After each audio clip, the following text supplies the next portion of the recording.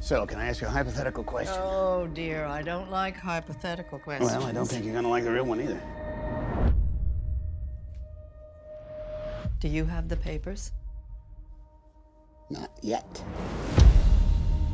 This is a devastating security breach that was leaked out of the Pentagon. The most highly classified documents of the war. The Times has 7,000 pages detailing how the White House has been lying about the Vietnam War for 30 years. The way they lied, those days have to be over.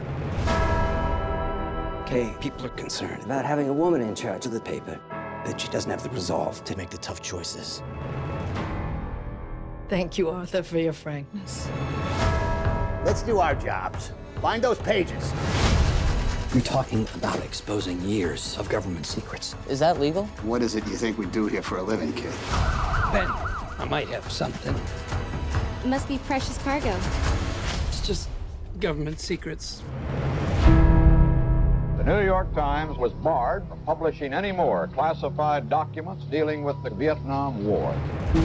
If you publish, we'll be at the Supreme Court next week. Meaning? Well, we could all go to prison.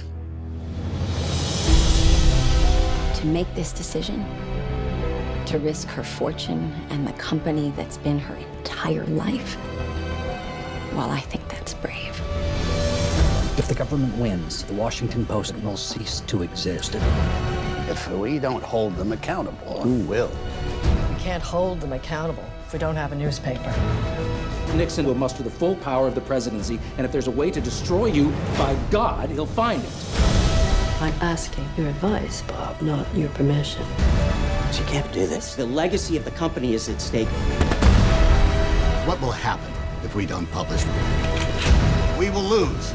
The country will lose. What are you going to do, Mrs. Graham?